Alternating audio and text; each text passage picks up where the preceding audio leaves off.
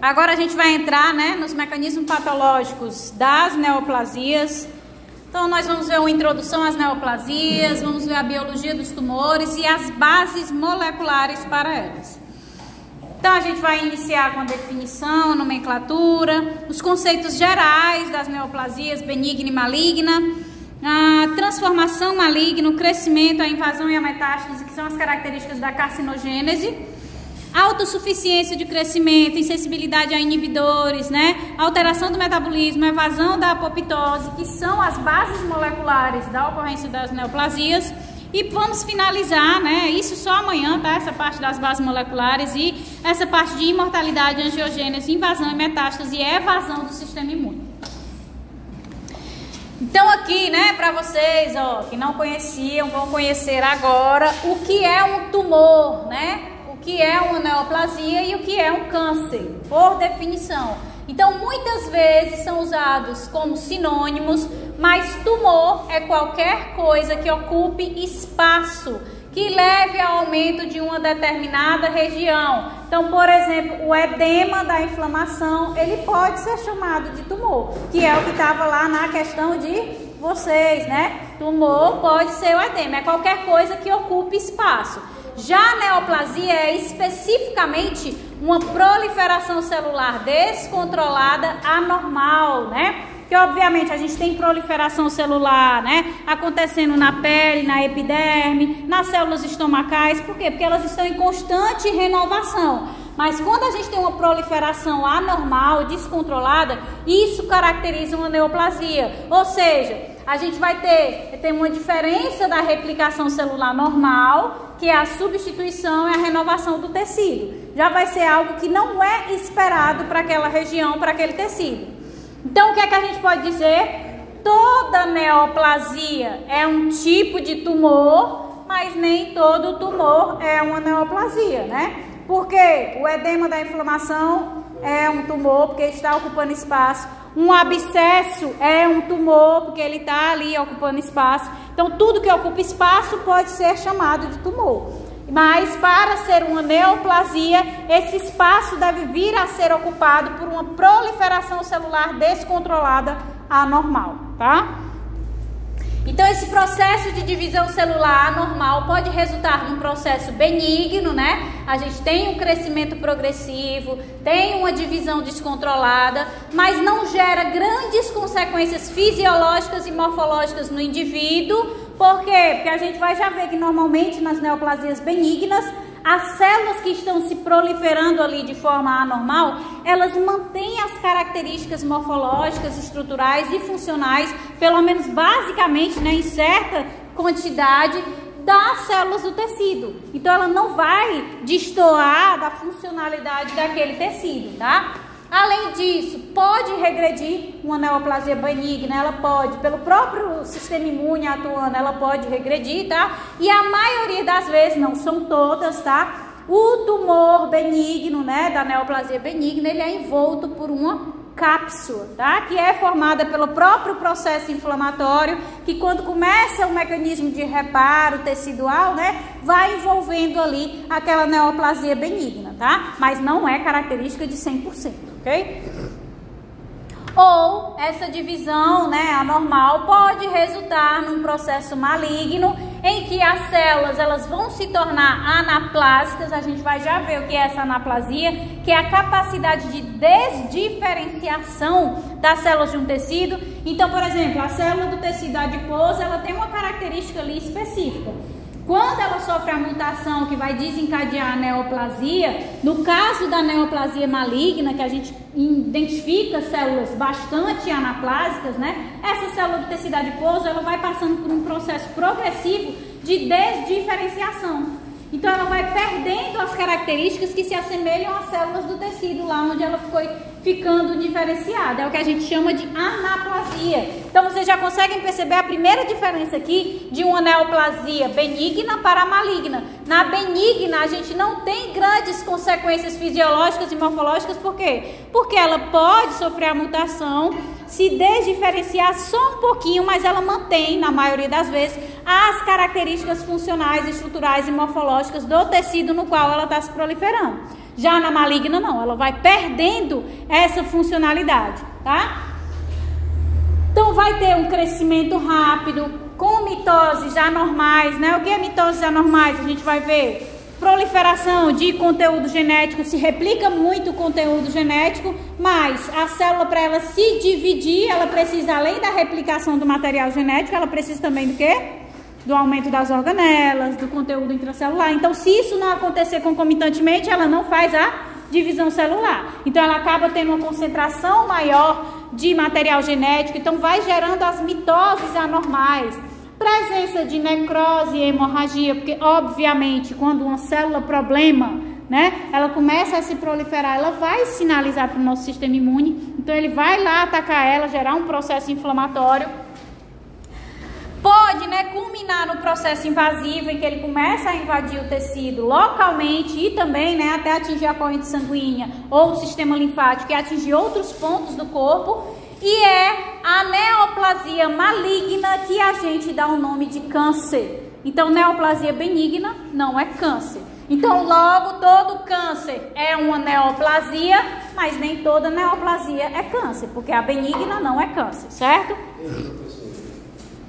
A neoplasia existiria um tumor causado por outras coisas, como, por exemplo, proliferação normal. Mas se for anormal, aí é a neoplasia. Isso. A neoplasia tem benigna e a maligna, que é o câncer. Isso, exatamente. Outra coisa também, o que seria essa divisão celular normal? É só proliferação ou também ela mesma vai mudar? A gente vai já ver, eu vou mostrar, a gente vai ter imagens de cortes, aí vai ficar mais fácil de compreender o que é essa mitose anormal, tá?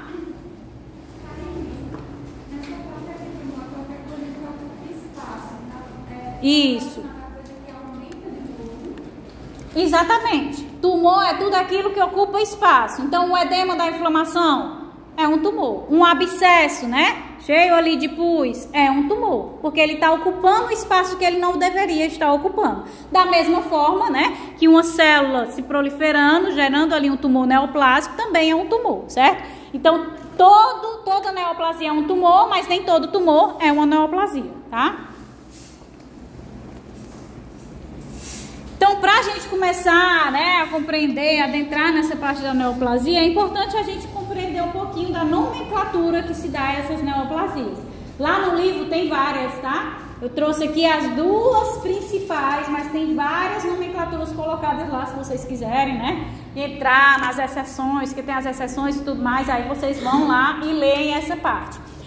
Então, a célula, né, principal da neoplasia é uma célula parenquimatosa, vai ser essa célula que vai ter a mutação e é ela quem vai fornecer a nomenclatura dos tumores neoplásicos, tá? Porém, existem algumas regras básicas para nomear esses tumores neoplásicos. A gente divide basicamente por linhagem. Então, aquelas células que têm uma linhagem epitelial, a gente vai ter uma regra, e temos também as células de linhagem não epitelial, que a gente tem outra regra, tá? Então, por exemplo, nas células de linhagem epitelial, a gente tem duas divisões. Se essa neoplasia for benigna, né, ou seja, ela não invade tecidos, ela não vai causar danos extensos, o que é que a gente faz? A gente pega a arquitetura do tecido e adiciona oma. Então, se for um tecido epitelial glandular, a gente chama de adenoma. Se for um tecido aqui, né, das papilas, a gente chama papiloma, tá? Para tumores benignos, é só isso. Adiciona o oma à arquitetura tecidual. Mas se for uma neoplasia maligna, a gente já vai adicionar carcinoma. Pega a arquitetura tecidual, né? Tecido glandular adeno, só que em vez de ser adenoma, só o oma, como é no caso do benigno, adiciona carcinoma. Então, adenocarcinoma, né? Então, carcinoma epidermoide das células escamosas. Então, a gente vai ter carcinoma para tumores malignos de células epiteliais e oma para tumores benignos de células epiteliais. E para células não epiteliais, né? Se a neoplasia for benigna, tá? A gente vai ter aí o nome da célula ou do tecido mais oma. Mesma coisa lá das células epiteliais. Então, lá da célula do tecido, né, lipídico, vai ter lipoma. Se for no osso, né, osteoma da célula. Só adiciona o oma se for benigno, tá? A gente tem algumas exceções, como o linfoma e o melanoma, que já são aí, no caso, malignos, né? E que tem essa nomenclatura similar. Que tem várias exceções lá colocadas no livro, tá? Não tem só essas, não. Se for, né, uma neoplasia maligna, em vez de ser o oma, junto com o nome da célula do tecido, a gente vai adicionar agora sarcoma, tá? Então, se for no tecido adiposo, lipossarcoma. Se for no tecido ósseo, osteosarcoma, tá? Quando a gente tem, né, no tecido hematopoético, a gente caracteriza como leucemia ou linfoma, que são as exceções. Então, a gente tem algumas exceções, mas de modo geral, para células não epiteliais, só se pega o nome da célula ou do tecido. Se for benigno, adiciona oma. Se for maligno, adiciona sarcoma. Células epiteliais, oma, carcinoma. Não epiteliais, oma também e sarcoma, certo? A gente tem, né, alguns tumores, algumas neoplasias que são mistas, que horas elas são epiteliais, horas são não epiteliais, portanto não possuem uma regra específica. São normalmente as neoplasias mais agressivas, que têm uma taxa de mutação se acumulando na progressão tumoral muito elevada. Então a gente não consegue determinar quando ele está ali sendo uma célula epitelial, quando está sendo uma célula não epitelial, porque ele está constantemente modificando sua morfologia e sua estrutura devido às mutações, ok? Então a neoplasia, basicamente, ela vem do grego, né, neoplasis, que significa neoformação, e pode ser definida como uma proliferação celular anormal, descontrolada e autônoma, no qual as células reduzem ou perdem a capacidade de se diferenciar, ou seja, a cada ciclo as células vão se tornando mais indiferenciadas ou desdiferenciadas, tá? E podem ser classificadas em benignas ou malignas. Quero que vocês compreendam esse conceito muito claramente de diferenciada e desdiferenciada. Eu tenho um tecido muscular ou um tecido adiposo que tem aquelas células bem características. Tecido adiposo, os adipócitos bem direitinho lá, tecido muscular esquelético, as fibras musculares. Para que eles tenham essas características, eles passaram por um processo de diferenciação. O que a neoplasia faz é ir regredindo esse processo de diferenciação. Então ela vai se desdiferenciando, certo? Então ela vai perdendo essa especificidade do tecido. Isso tanto na neoplasia benigna como na maligna. Mas é óbvio que na maligna a progressão desse processo de desdiferenciação vai ser muito mais intensa, a ponto da gente observar as características celulares de uma neoplasia maligna, vendo todas as células anaplásicas, que são células completamente desdiferenciadas, tá? Então as neoplasias possuem alguns atributos como a progressividade, que é o crescimento tecidual excessivo, não coordenado e de intensidade progressiva, né? Ela vai ali se proliferando, crescendo, se acumulando. Independência, que é a ausência de resposta aos mecanismos de controle, né? Então as mutações, na maioria das vezes, numa célula neoplásica, para que ela atinja o seu conceito, sua definição em si, o que é que ele vai afetar? Aquele mecanismo, né, de morte celular programada, tudo que faz com que a célula vá sofrer uma morte celular programada, a mutação, ó, bloqueou. Ou se a célula ela tem mecanismos de controle para entrar no ciclo celular, ela passa a expressar o tempo todo receptores para fatores de crescimento, de proliferação na membrana, devido à mutação que aconteceu. Então, como esses receptores estão sempre lá, ele está sempre se ligando a fatores de crescimento, ela está sempre entrando no ciclo celular e se proliferando, tá? Então, ela tem a mutação que vai fazer com que ela tenha ausência de resposta aos mecanismos de controle. E o terceiro fator, irreversibilidade, que corresponde à ausência de dependência da continuidade do estímulo. Às vezes ela já sofreu tantas mutações que ela nem precisa mais se ligar aos fatores de crescimento para induzir essa proliferação.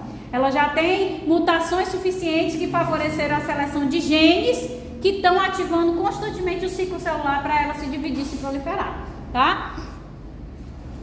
Então, por conta desses atributos, né, das neoplasias, seja benigna ou maligna, tá? Essa característica, né, dessa proliferação anormal de ambas as neoplasias, que a gente tem recidivas acontecendo em neoplasias. Obviamente, as recidivas em neoplasias benignas são quase sempre ausentes, né? Porque quando a pessoa vai lá e faz a excisão do tumor benigno, dificilmente resta alguma célula neoplásica para continuar se proliferando.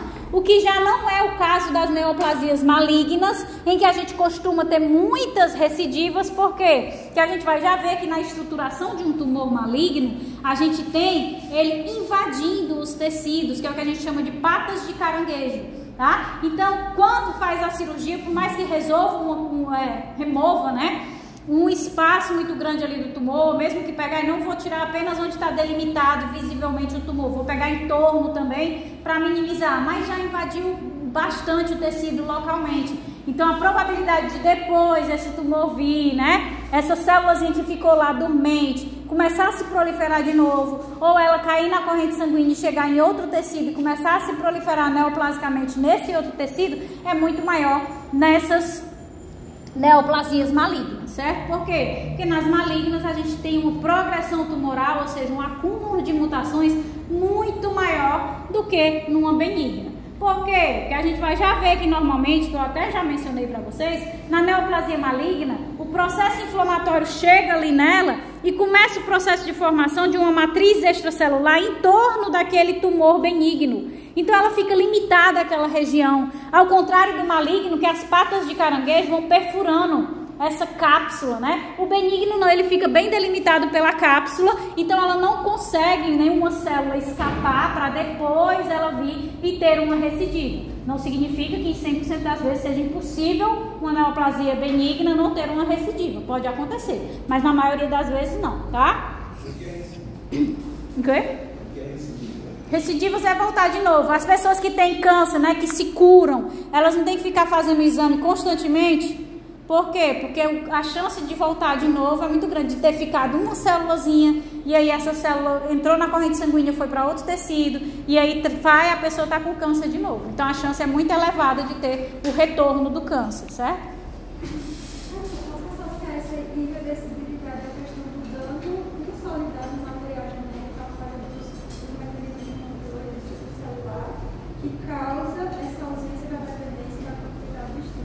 São as mutações, é isso mesmo. Estão se acumulando. Eu fico interessante para definir assim, tipo, a partir de qual ponto está acontecendo a neoplasia. Porque, por exemplo, o meu corpo pode estar acontecendo agora e o sistema imune está destruindo, está combatendo. Pode estar acontecendo. Aí vai sendo a progressão tumoral, que a gente vai já ver. É quando passa, a gente tem 4 fases, né, na formação de um tumor, de uma neoplasia. A primeira mutação que acontece, né? Depois a gente tem um crescimento, que ela começa a se proliferar, e aí essa célula mutada, ela tende a ter, né, como ela está se replicando muito rápido, ela tende a ter mutações, outras mutações acontecendo e não sendo reparadas, então vai se acumulando. Quando a gente passa disso para que ele comece a invadir o tecido localmente e depois metastatizar, né, a gente já passa para a parte maligna. Então a gente tem alguns controles que fazem com que, obviamente, né, fui para a praia, não botei o protetor, obviamente os raios ultravioletas geraram várias mutações nas minhas células, né, mas o meu corpo conseguiu lá inibir essas células neoplásicas e a gente não proliferou, mas isso está acontecendo o tempo todo. Ontem eu cheirando fumaça de trocentas fogueiras, eu devo ter tido a formação de um monte de célula neoplásica aqui, porque eu nunca cheirei tanta fumaça na minha vida. E dentro de casa, viu? Tudo fechado. E aí, professor, qual é a diferença de neoplasia e displasia? Displasia é a alteração estrutural, morfológica do tecido em si, certo? A neoplasia, ela já é o conceito de proliferação. A displasia pode estar associada à neoplasia quando ela vai evoluindo. Quando ela causa danos estruturais tão fortes que aí ela vai e perde a funcionalidade, né, a anaplasia e tudo mais, e ela vai se dirigir à formação de uma malignidade, que é o câncer em si. Tá? Porque a anaplasia acontece nos 2 casos, né? Acontece no benigno e no maligno, mas a anaplasia, que é totalmente desdiferenciada, a gente identifica em abundância no tumor maligno. Por exemplo, se a gente pega um tumor benigno, no máximo a gente encontra uma célula anaplásica, porque a maioria não se desdiferenciou totalmente não, porque a abundância do tumor, né, a maioria das células que estão ali formando o tumor, elas mantêm as características do tecido, por isso que não causam tantos danos como das células malignas. Mas ela vai ser indiferenciada, na anaplasia, né? Vai ter diferenciação. Vai ter diferenciação. A anaplasia se refere à célula e a displasia à arquitetura do tecido como um todo, conjunto de todas as células, tá? Então as neoplasias, elas têm dois componentes principais, tanto a benigna como a maligna, tá? As células parenquimatosas, que são aquelas que vão dar a nomenclatura, né, do tumor, que são as principais células alteradas se proliferando de forma anormal, né? São as células alvo do tecido onde está havendo aquela formação neoplásica. E além disso, além dessas células parenquimatosas, que foram as que sofreram a mutação e iniciaram o processo de proliferação de formação da neoplasia, nós também vamos ter um conjunto de outros grupos celulares que não necessariamente têm a sua proliferação descontrolada, mas que funcionam como suporte para essa neoplasia. Vocês concordam comigo que se eu tenho aqui uma proliferação descontrolada, as células estão se multiplicando indefinidamente, aquelas que estão lá no centro têm uma dificuldade maior de ter acesso a nutrientes e gases, não é verdade? As que estão na extremidade, elas têm um contato maior com a corrente sanguínea e conseguem ter esses nutrientes e esses gases. Então, elas precisam de quê? Além disso, né, vai crescendo, vai aumentando o peso, ela pode despencar, né, cair, se soltar do tecido pela própria gravidade. Então, esses grupos celulares que não têm essa função de proliferação, eles atuam dando esse suporte. O que é que esses grupos celulares vão fazer? Vão secretar a matriz extracelular, e aí vai dar o suporte para aquele tumor, para ele ficar lá preso ao tecido. Vão, né, secretar fatores angiogênicos, então VEGF, VEG, né, que vão favorecer a formação de novos vasos sanguíneos. Então, isso tudo favorece com que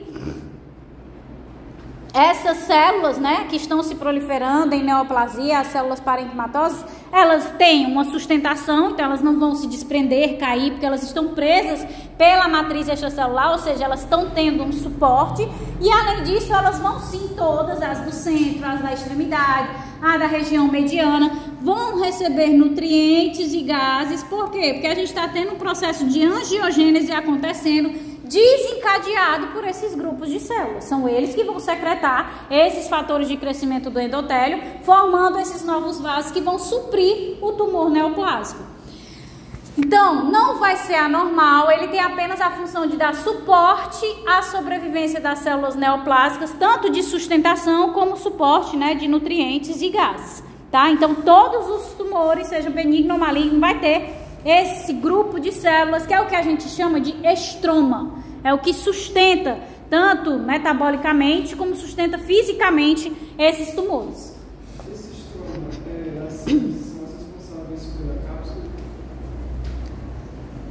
A matriz extracelular vai envolvendo lá a formação, juntamente, obviamente, com o processo inflamatório, né, do reparo tecidual, que vai formando a fibrose ali em volta. Mas a fibrose, como vocês vão ver daqui a pouco, né, como essa formação, né, dessa fibrose é desencadeada pelos fibroblastos, essa cápsula justamente é formada pelos fibroblastos. Então, é uma cápsula fibrosa também, tá? Então, está associada ao processo inflamatório. Então, aqui eu fui, né, até o final. Então, vamos compreender um pouquinho como é a biologia dos tumores, né, que eu inclusive já mencionei para vocês. Para essas neoplasias se desenvolverem, são necessárias várias etapas que a gente chama de biologia dos tumores. Então, a gente tem que, uma célula normal precisa sofrer a transformação maligna, e tenham em mente que transformação maligna não significa neoplasia maligna. Transformação maligna está associada à mutação que essa célula sofre, tá? Então, primeiro ela vai sofrer uma transformação maligna, depois ela vai passar pelo crescimento, e aí a partir do 3 e do 4, isso aqui vai ser característico e exclusivo do tumor maligno, tá? Invasão local e metástase é exclusividade dos tumores malignos. Professor, no caso disso aqui, eu não tenho informação dos tumores. Isso. E aquele processo que existe, que é iniciação, promoção e progressão, já é específico para neoplasias malignas, né? Isso, exatamente. Então, as duas primeiras etapas acontecem tanto nas lesões benignas quanto nas lesões malignas, né? Transformação maligna, que é a mutação, e o crescimento. Vai acontecer tanto para a neoplasia benigna como para a maligna. As duas últimas são particularidades dos tumores malignos, né? Invasão local, e invasão local eu digo ali, né? Do próprio tecido onde está havendo a proliferação, ou de órgãos, né? Próximos. Então está tendo a formação de um tumor no estômago, que está perto ali do baço, não sei, aí encosta lá e acaba invadindo localmente, tá? Isso é invasão local, na região onde o tumor está se formando. E a metástase é quando a gente tem, né, atinge aí as vias de disseminação. Que são as vias de disseminação? Sangue ou sistema linfático, que aí vai atingir outras regiões do corpo distante, né, de onde surgiu aquela neoplasia primária, ok? Então, o que é a transformação maligna, né? Para compreender a transformação maligna, precisamos lembrar que uma célula do organismo surge a partir de uma célula tronco que se diferencia para adquirir capacidades específicas, para desempenhar funções particulares e relevantes para aquele tecido. A gente sabe que todas as células têm o mesmo material genético. Então, por que uma célula do meu sistema nervoso se diferenciou no neurônio, do meu tecido adiposo no adipócito, do meu músculo se diferenciou numa fibra muscular? Porque cada um vai, mesmo tendo a mesma origem, né, lá do embrião, cada um, a partir do processo embriológico, vai desencadear a formação de um determinado tecido, porque genes específicos vão ser expressos em cada um. Então, esse processo de que cada célula vai ter uma expressão clara de determinados genes para que ela consiga efetuar sua função, está relacionado ao processo de diferenciação, certo? A célula tem funções específicas porque ela passa pelo processo de diferenciação. É uma célula extremamente diferenciada. Os genes expressos em um neurônio são exclusivos ali do neurônio. Os genes expressos nos adipócitos vão ser exclusivos, em sua maioria, dos adipócitos. Então, são células extremamente diferenciadas para poderem desempenhar as suas funções, ok?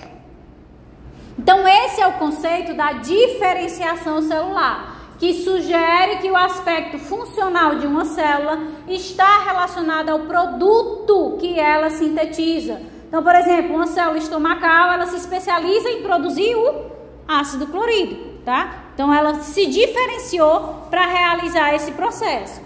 Além disso, o aspecto morfológico também vai estar relacionado à forma da célula. Se ela é uma célula alongada, se ela é uma célula achatada para atuar, se ela é uma célula que possui junções membranosas, as células epiteliais, né, tecido epitelial das mucosas, todas têm todas aquelas junções, junção comunicante, junção de oclusão, desmossomos, hemidesmossomos, tudo isso faz parte dessa característica morfológica dessas células. Então, esse é o processo da diferenciação celular, tá? Em geral, nas neoplasias benignas, as células mais desdiferenciadas se parecem com as normais daquele tecido, ou seja, suas capacidades morfológica e funcional estão parcialmente mantidas. É óbvio que numa neoplasia benigna, mesmo sendo benigna, a célula sofreu uma mutação. Então, ela tem diferenças da célula que compõe aquele tecido. Mas essas diferenças não chegam a ser gritantes nesse processo de desdiferenciação. Ela iniciou ali uma desdiferenciação, mas foi leve, né? Como é que eu sei que essa desdiferenciação em uma neoplasia benigna é leve? Porque ela mantém o quê? A capacidade morfológica e funcional daquela célula, portanto, daquele tecido. Então, se eu pego uma neoplasia benigna, ela tem as mesmas características ali, parcialmente, né, das células do tecido, que a gente não observa no maligno, tá? No maligno vai ser totalmente desdiferenciado. Nas neoplasias malignas, não necessariamente. Tanto que elas podem ser subclassificadas em bem diferenciadas, Se elas são bem diferenciadas, elas são similares, né, às células normais do tecido, tá? Então elas ainda estão iniciando o processo de desdiferenciação, tá? Célula bem diferenciada está no início do processo de desdiferenciação. Também temos moderadamente diferenciadas, então ela vai ser pouco similar às células do tecido normal, então ela já vai estar no nível acima de processo de desdiferenciação.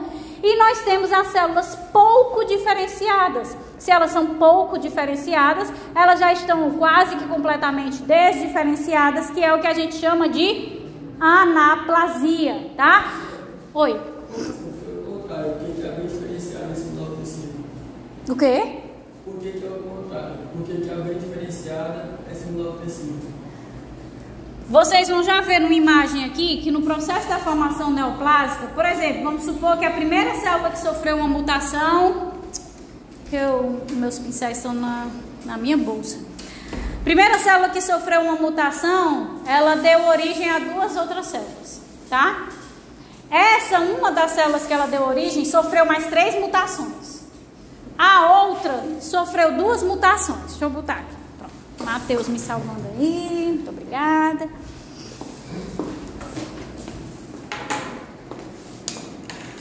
Então deixa eu desenhar aqui, ó. Aqui é a célula normal, tá? Célula normal.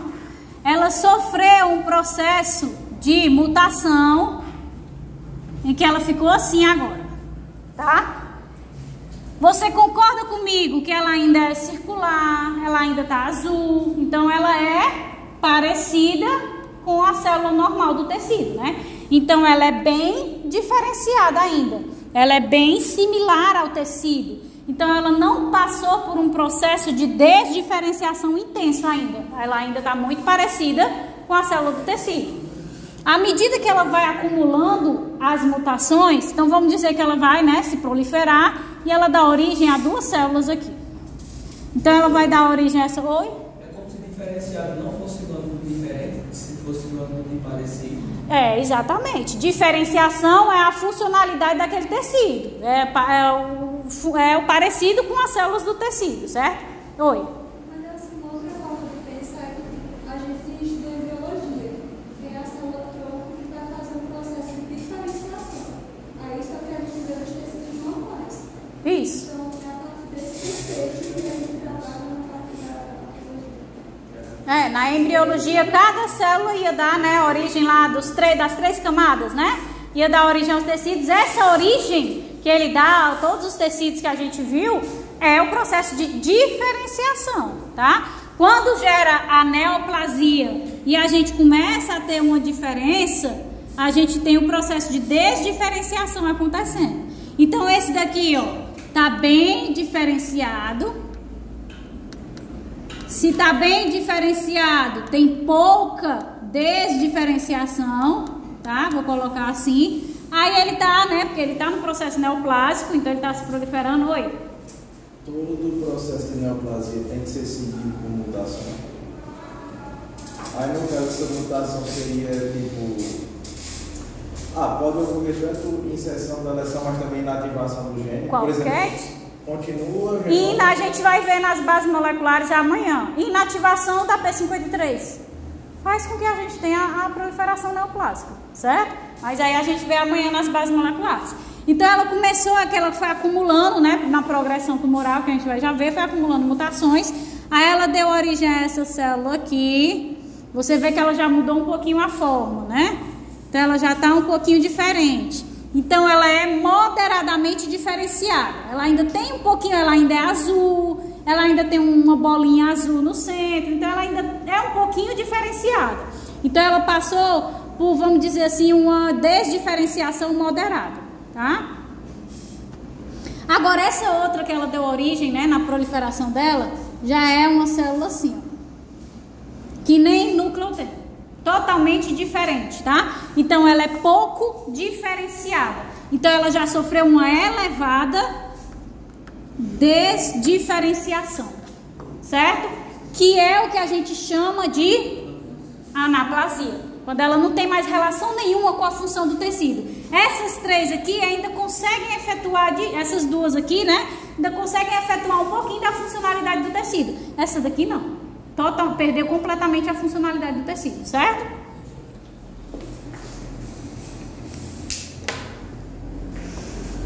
Então, isso para as neoplasias malignas. A gente vai ver já, né? Quando a gente tem a formação dessa neoplasia maligna, a gente pode ter a presença de todas três, né?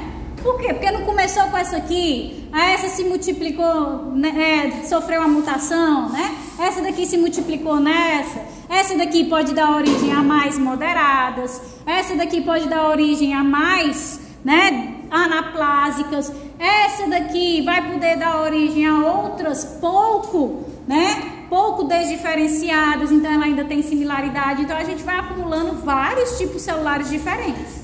Qual vai ser aquele que vai predominar? Quando a gente faz a avaliação histológica de um tumor maligno, a gente não tem uma única, é essa célula aqui que se proliferou, ela é o alvo, não. Quando a gente faz o corte, tem vários tipos celulares diferentes.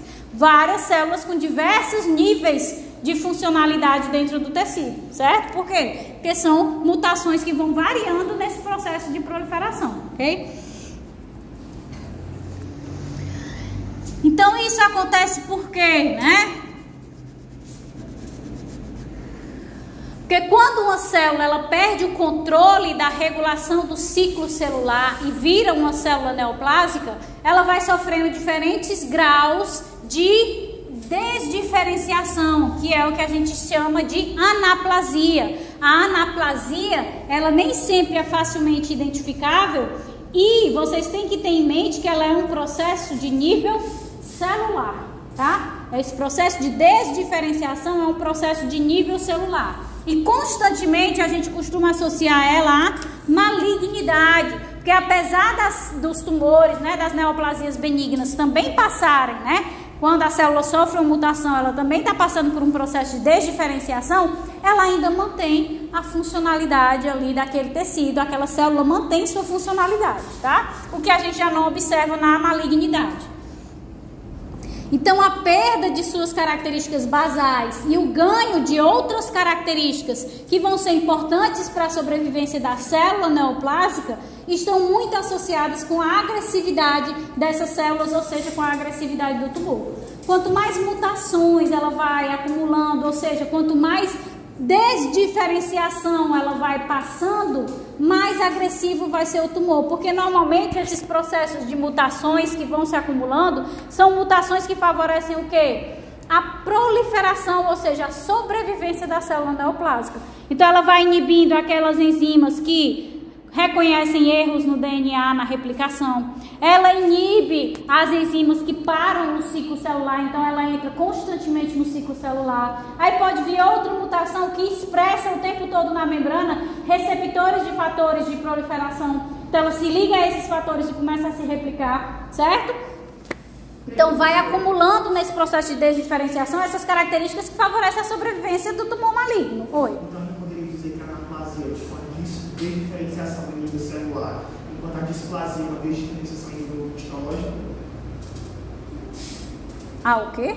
A nível tecidual. A displasia que tu falou, foi? A anaplasia em nível celular. Nível celular e a displasia é nível tecidual, viu?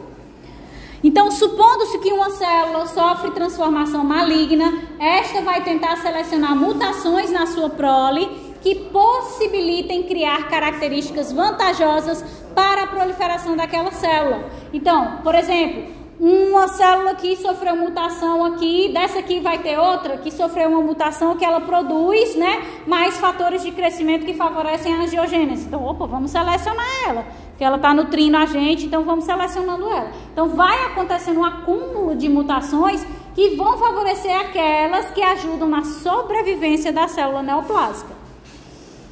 Então, invasão de tecidos adjacentes, ele fez outra replicação que deu origem aqui a uma célula que agora secreta enzimas que ajudam a adentrar o tecido adjacente. Então, eu também vou selecionar essas células porque elas vão me ajudar a invadir localmente o tecido. Então, quanto mais processos de desdiferenciação, ou seja, mais mutações que contribuem para a sobrevivência da célula neoplásica vão se acumulando, maior vai ser a agressividade desse tumor maligno, tá? Portanto, a célula neoplásica precisa produzir novos componentes que permitam isso acontecer. Assim, ela precisa perder a sua super especialização ou diferenciação, né? E, por vezes, esse processo de desdiferenciação é tanto que é muito difícil identificar a linhagem daquela célula. Então, quando a pessoa já está num nível muito elevado, né, do câncer, e vai fazer lá a biópsia, às vezes a pessoa não consegue nem determinar, principalmente se tiver metastático, né? A pessoa não consegue nem determinar de onde foi que começou, onde é o ponto primário, né, a neoplasia primária. Não consegue determinar porque ela já passou por um processo de anaplasia muito intenso. Obviamente que se a gente submeter, né, a um sequenciamento gênico e tudo mais, a gente consegue identificar, mas isso não é totalmente inviável, né? Fazer sequenciamento de uma célula. Oi? Alguém? Não? Mas o tumor primário não era para ser maior do que o tumor secundário. O quê? O tumor original, o tumor primário, não era para ser maior do que o tumor secundário. Depende muito, depende dos mecanismos que limitam o crescimento do tumor, né? Em algumas regiões esse mecanismo ele pode ser, começou lá na mama. Mas na mama a gente teve a ação mais intensa do sistema imune, dos mecanismos de destruição das células neoplásicas, mas quando ele entrou aqui nos linfonodos, né, de drenagem da mama, chegou lá no fígado o tumor está bem maior, né? Porque lá no fígado a gente não teve essa ação de destruição dessas células neoplásicas tão intensa como foi na mama. Você vai entender? Depende muito do tipo de câncer, de onde ele está se proliferando, tá? Então, sabendo disso, existem algumas alterações morfológicas que estão associadas ao desenvolvimento dos tumores, né? Tanto tumores benignos como malignos. Então, primeiro, pleomorfismo. As células que em determinado tecido têm tamanhos e formas definidas e começam a perder essa definição. Uma célula maior, uma célula menor, né? Formas mais indefinidas. Aí a gente começa a ter o princípio de identificação do processo de displasia, que essas células elas estão desdiferenciando. Se eu pegar, por exemplo, um tumor benigno, então as células começam a ter uma maiorzinha, uma menorzinha, né? Ou seja, estão passando por um processo de desdiferenciação, de anaplasia, de intensidade muito baixa.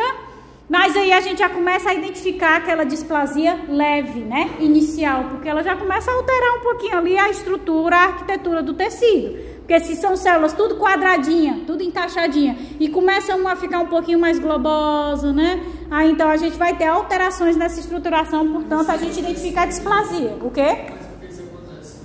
Por que isso acontece? É o acúmulo das mutações. Essas mutações elas vão alterando, não é só para favorecer a proliferação, eliminar a ação de P53, né, dos genes supressores de tumor. Ela também vai, obviamente, ocorrer mutações que vão alterar a morfologia, a estrutura da célula. Então, no caso, a anaplasia vai ser um processo de transformação a nível de uma célula que vai compreender o pleomorfismo, as alterações nucleares, as mitoses nem a perda da polaridade. Tudo isso. Tudo isso. É o processo de desdiferenciação. Só para deixar claro, porque eu fiquei batendo na tecla, né, de anaplasia estar associada à malignidade, mas as células dos tumores benignos que passaram por uma desdiferenciação leve, desdiferenciação consiste em anaplasia, mas foi uma anaplasia leve, tá? Nos malignos ela é mais intensa, mas ela é determinada por esses 4 fatores aí, certo? Esse processo de desdiferenciação a gente identifica aqui, ó. Então começa a perder a definição, né, a morfologia, alterações nucleares, quando a gente cora, né, as células desses tumores, seja benigno ou maligno, a gente observa uma hipercromasia, um núcleo muito mais escuro. Por quê? Essas células, a definição de neoplasia, né, proliferação desordenada, então para ela se proliferar, ela precisa fazer o quê? Replicar o material genético, muito bem. Então ela começa a replicar o material genético, por isso que ela fica hipercromada, porque ela tem uma concentração maior de ácidos nucleicos. Também podemos observar uma poliploidia, Porque como ela está replicando muito material genético, ela pode ter, em vez de ser uma célula diploide, pode ser tetraploide, hexaploide, octaploide, certo? Por que isso pode acontecer, professora? Vocês viram lá em ciclo celular, né, no processo de proliferação, que para a célula se dividir, para ela sofrer a mitose, não é só o material genético que tem que replicar, não. Eu tenho que replicar as mitocôndrias, o retículo endoplasmático, o aparelho de Golgi, os lisossomos, todas as organelas, e o citoplasma ele também precisa ser duplicado para quando a gente tiver a citocinese, a divisão em duas células filhas, serem duas células exatamente iguais. Então, se ele não está replicando o conteúdo intracelular, a célula não se divide. E aí ele vai acumulando esse material genético replicado. Mitoses atípicas, né? Dependendo do tecido e dependendo da quantidade de mitoses, isso pode ser considerado anormal, principalmente quando são mitoses atípicas e bizarras. Então, quando a gente faz a coração lá, a gente observa, poxa, aqui um tecido nervoso, que não tem uma taxa de regeneração alta, é baixíssima, e eu tô vendo várias células em mitose. Isso não é normal, isso é anormal. Outra coisa, eu observo lá nessas mitoses, em vez dos cromossomos estarem alinhados, né, quando a gente consegue fazer o corte em uma célula em anáfase, né, em metáfase, em vez deles estarem lá no centro, na metáfase, eles estão mais despolarizados. Quando está em anáfase, que a gente está na separação dos cromossomos, a gente vê que está indo uma quantidade maior de cromossomos para um lado e uma menor para outro. Então, são mitoses atípicas que a gente identifica nos cortes histológicos e é característico, né, da formação de tumores neoplásicos. Por fim, a perda de polaridade, que é justamente isso que está associado às mitoses. Um crescimento anárquico, né? Então, a célula ela começa a ter uma formação, né, diferente, os cromossomos eles migram, em vez de migrarem, né, para os polos opostos, um migra para cima, o outro migra para baixo, outra quantidade migra para a lateral, então a gente tem essa divisão anárquica. Outra característica também que a gente observa nessas células neoplásicas é a formação de células gigantes multinucleadas. Eu não estou tendo a proliferação aqui do material genético, então eu tenho vários núcleos se formando e a célula não se divide, então eu acabo formando uma célula gigante multinucleada, certo? A parte das displasias vai ser a nível tecidual, Isso. e a única característica dessas quatro que foram citadas é que tem um pleomorfismo na displasia. Só Tudo é a anaplasia ocorre a nível celular. Desdiferenciação está acontecendo célula a célula. Mas isso vai impactar na displasia, certo? É porque a gente caracteriza a displasia olhando o todo, tecido como todo. Mas o que foi que acarretou na displasia? A anaplasia de várias células. O que é que acarreta na anaplasia de várias células? Mitoses atípicas, pleomorfismo, perda de polaridade, certo? Principalmente a parte estrutural, mas a gente vai chegar em displasia, tá? A gente vai falar sobre displasia também. Então, quando a gente pega aqui um corte histológico, olha aí, ó, uma célula gigante multinucleada, tem vários núcleozinhos corados, né? A perda da forma, se a gente olha aqui as células do tecido, essa daqui está muito maior, então não está com a mesma morfologia e estrutura da célula normal do tecido. Se eu venho aqui para essas células, eu observo, ó, perda de polaridade no processo de mitose, em vez de estar migrando direitinho na anáfase para as extremidades, está formando esse T aqui. A hipercromasia, observem como está bem azul essas células, porque uma intensa síntese do DNA, né, a replicação, então acaba ficando a célula hipercorada, certo? Esses pontos que estão mais azuis, ó, que tem um acúmulo maior de material genético em comparação com as outras células. A gente também vai observar, não, essa célula que está aqui em divisão, que ela vai ser bem maior do que as células normais do tecido. Então, tem todas essas alterações acontecendo, tá? Que é um processo de desdiferenciação. Então, além da característica celular, também há a característica tecidual da neoplasia. Quando essas células transformadas se desorganizam e perdem sua função no contexto do tecido, nós nos referimos à displasia. Então, a displasia ela precisa de um acúmulo de anaplasias.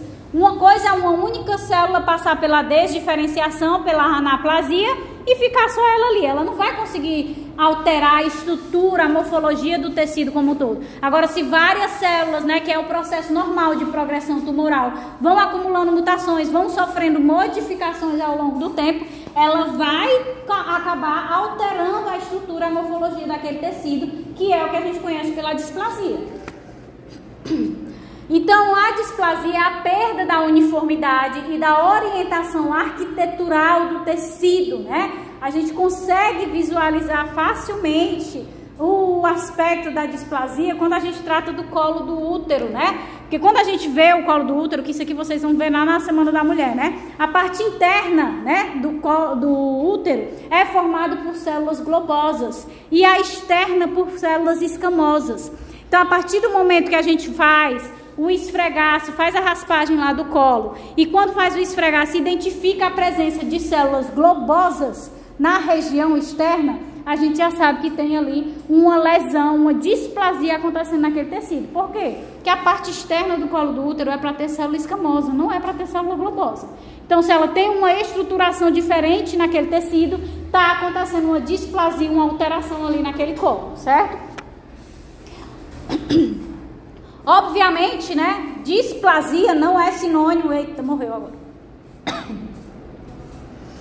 E eu lavei a garrafa todinha, tirei os plásticozinhos, lavei, aí deixei em cima do escorredor secando para ela não ficar molhada, aí esqueci. Ah, meu Deus do céu. Então, nem sempre a displasia evolui para câncer, tá? Não associem que displasia é a mesma coisa de uma neoplasia, tá? É um processo que pode evoluir para a neoplasia, certo? Além disso, a displasia não necessariamente está associada à invasão, mas pode estar em áreas adjacentes a uma neoplasia invasiva. Por quê? Porque a neoplasia é uma sucessão de mutações e Eu quero, obrigada. Então, a cada mutação eu posso ter um fenótipo diferente. Então, eu posso ter uma mutação que causa a desdiferenciação, a anaplasia. Depois, eu posso ter uma mutação que favorece o desenvolvimento de displasia. E na outra, vem uma capacidade de invasão das células localmente. Então, não necessariamente seguindo essa ordem. Então, a gente não tem a progressão tumoral como sendo um acúmulo de mutações.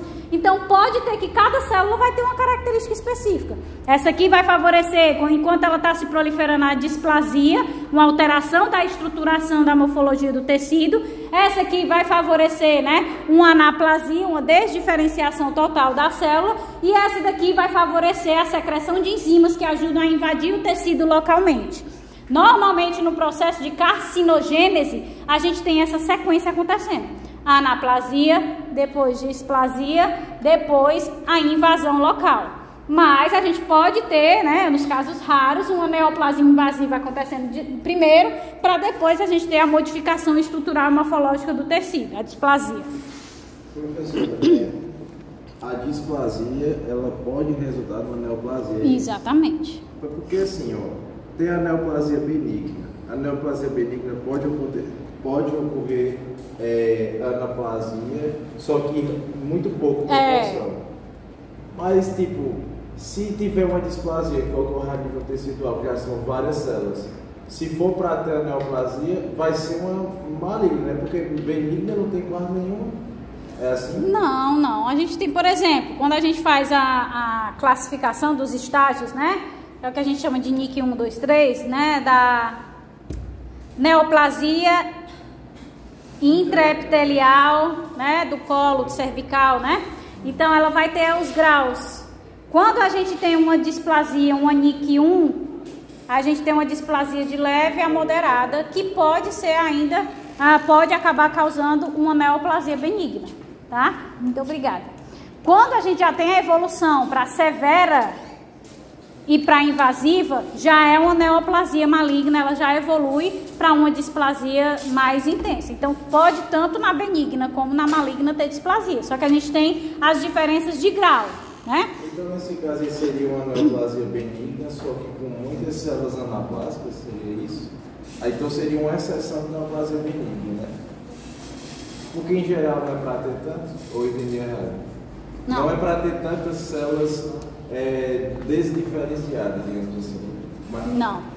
No tumor benigno não é para ter tantas células desdiferenciadas. O nível de desdiferenciação é muito baixo.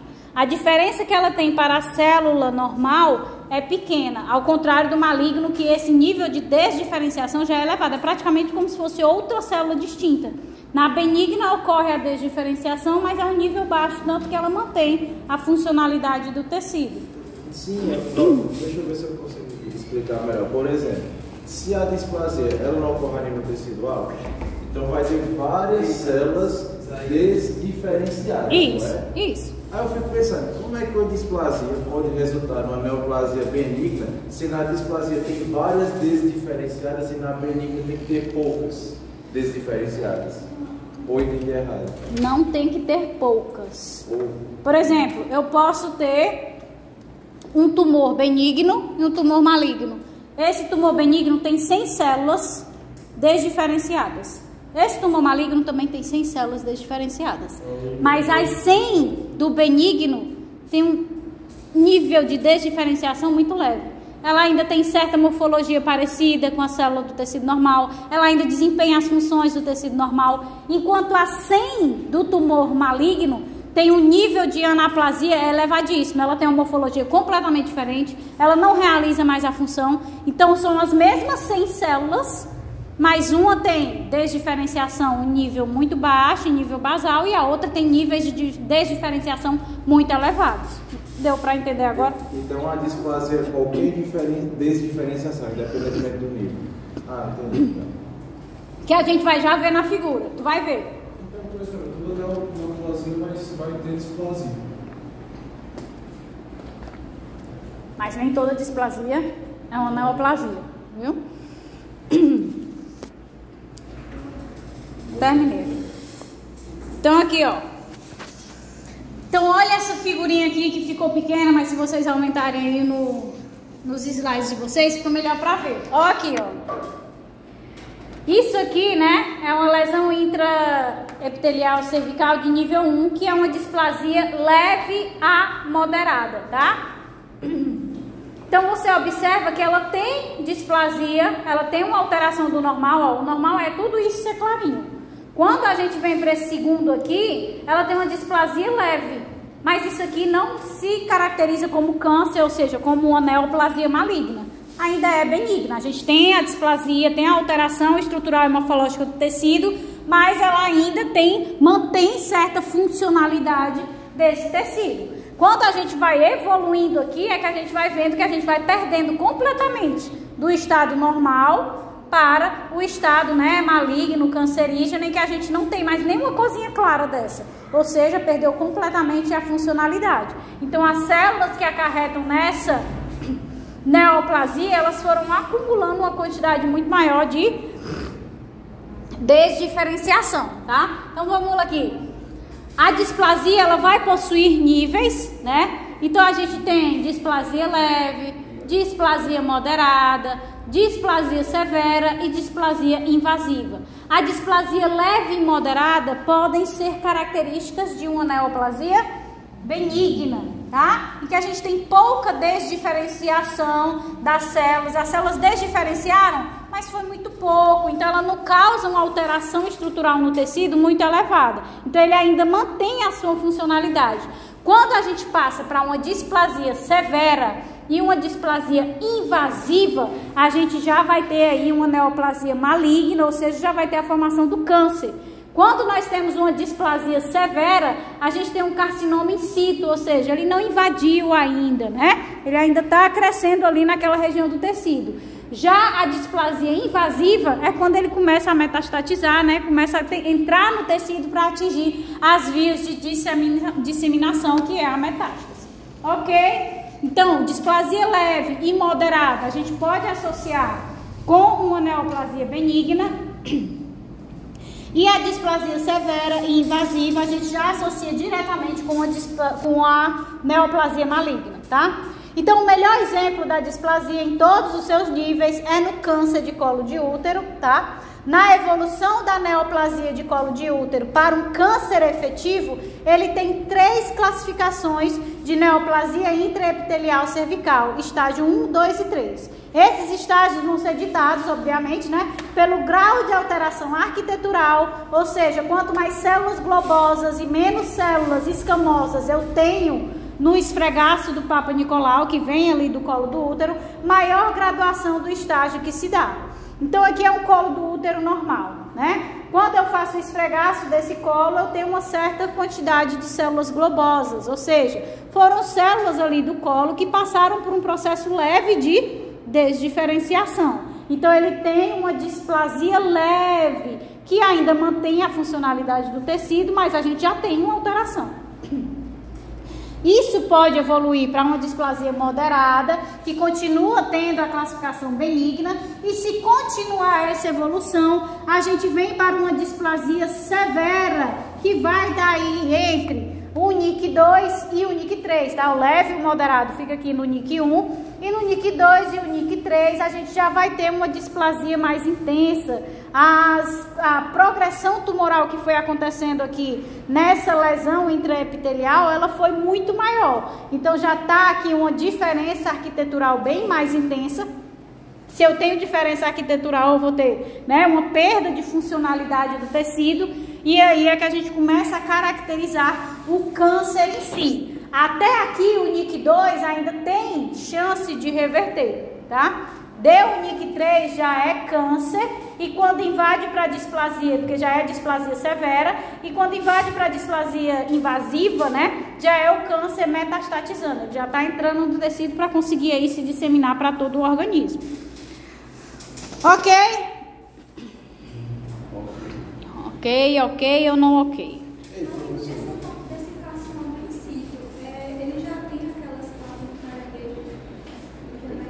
Carcinoma já é câncer. Não é obrigatório o tumor maligno ter a presença das patas de caranguejo, tá? Mas carcinoma in situ, por ter o nome carcinoma já é o câncer, já é maligno, certo? Lembra lá da classificação nomenclatura. Célula epitelial, se for benigno é só o oma, se for maligno tem carcinoma. Então carcinoma in situ já é o câncer, né? Aqui já é câncer, só que ele não invadiu, ele não metastatizou. Já a displasia invasiva é quando ele começa a invadir e aí ele passa a ser um câncer metastatizado. Deu para entender? Ele começa a ser um câncer mesmo maligno, a partir da severa, da displasia severa, né? Que aqui é na classificação do NIC 3. A partir da displasia severa já passa a ser, né, um câncer, ou seja, uma neoplasia maligna. Por quê? Porque todas as células sofreram uma desdiferenciação completa. A gente não tem mais funcionalidade nenhuma desse tecido, ele já está completamente desdiferenciado. Então já passa a ser câncer. Aqui, ó, isso aqui é o NIC 1, tá? Que é a displasia de leve a moderada, tá? Aqui é o NIC 2, que a gente já tem a displasia moderada aqui. E aqui a gente já tem, né, no NIC 3, a displasia severa, que é o câncer in situ, né? O carcinoma in situ. Aqui, obviamente, a gente não vai conseguir mostrar a metástase, né? Ele se espalhando pelo organismo, que é o outro grau, que seria a displasia invasiva. Aqui o normal. Aqui na displasia leve, aqui displasia moderada, e aqui já é a displasia severa, o NIC 3 ou até também o 2, tá? O NIC 1 fica dentro da leve e da moderada. Oi? Mas como falam in situ, é porque ele está dentro da cápsula ou já... Não, é porque ele está localizado, ele não se espalhou para nenhum local. Carcinoma in situ é porque ele não metastatizou, ele não atingiu nenhuma via de disseminação, ele não entrou... E nem invadiu o órgão. Não necessariamente. Não sei porque vocês estão tirando que o tumor maligno tem cápsula, não, tá? Não, eu falo assim, porque para ele ser maligno, ele precisa ter tudo a cápsula, mas ele também pode não ter metastatizado, né? Isso, exatamente. In situ é porque ele está ali, né? Não necessariamente ele tem cápsula na sua formação. Só se ele tiver sido proveniente de uma neoplasia benigna, que com muito tempo não tratou, não cuidou, aí ela evoluiu para uma neoplasia maligna, e aí ele perfura a cápsula com as patas de caranguejo. Mas se desde o início ele já foi acumulando rapidamente, né, um tumor mais agressivo, as desdiferenciações, então desde o início ele já é um tumor maligno, tá? Então ele não tem cápsula na sua formação. In situ quer dizer só que ele está ali localizado. Ele não invadiu tecidos adjacentes, ele não invadiu corrente sanguínea, nem o sistema linfático. Se ele está agindo com tecido epitelial, ele é in situ, não tendo atingido o tecido conjuntivo adjacente, nada.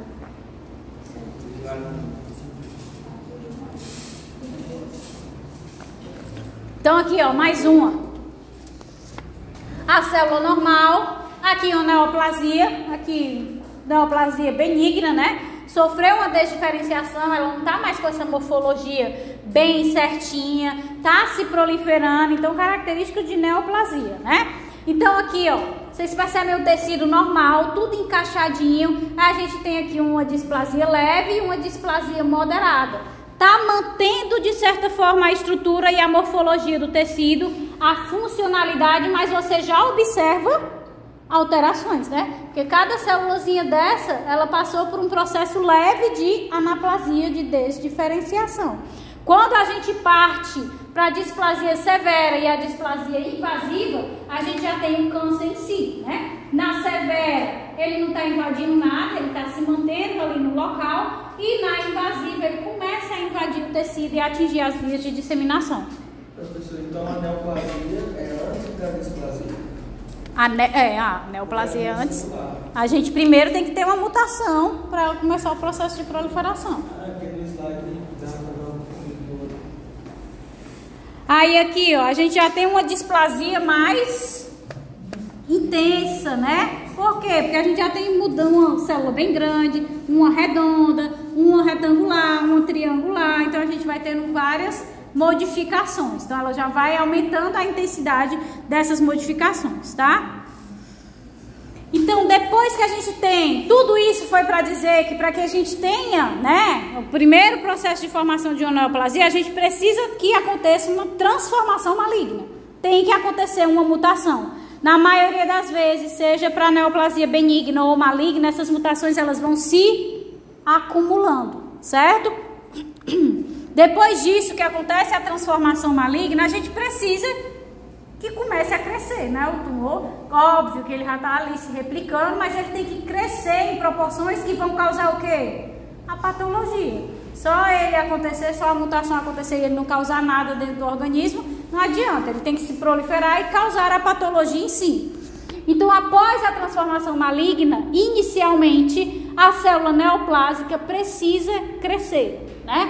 Portanto, da transformação até a manifestação clínica, tem-se um longo período de tempo. Para que uma célula atinja 1 bilhão de células, são necessárias 30 divisões exponenciais, o que equivale à formação de 1 grama de células no tecido, que é a massa mínima evidenciável de algum sinal clínico, tá? Então, para que a gente tenha algum sinal, sintoma de um câncer, de uma neoplasia, a gente precisa que ele atinja 1 grama de células. Para que ele atinja 1 grama de células, ele precisa passar por 30 divisões sequenciais nesse momento. E professor, então pronto, sofri uma mutação aqui, fui para a praia, sofri uma mutação, essa célula que tem um ciclo de vida de 24 horas, já vai sofrer aí as 30 divisões, né? E já vou formar a minha 1 grama de tumor. Não, né? Porque o que é que está atuando em cima dessas células? O sistema imune está destruindo elas. Nem toda célula ela consegue se adaptar. E ela tem que ter uma mutação que não seja letal. Que ela consiga sobreviver àquela mutação para ela conseguir se proliferar. Então, por isso que leva tempo. Não é, se dividiu e deu certo, não. Tem que suplantar todos os mecanismos de eliminação daquela célula neoplásica, tá? Então, com apenas mais 10 divisões, né, dessas 30 divisões exponenciais que geraram 1 grama, né, que é a parte sintomática, a gente chega a 1 trilhão de células que vai formar aí o tumor de 1 quilograma, né? Se a gente chegar a 1 grama e detectar só a partir disso aqui, com mais 10 divisões desse tumor, né, de 1 grama, a gente já vai chegar a 1 quilo. Para vocês verem como é importante a detecção precoce, né?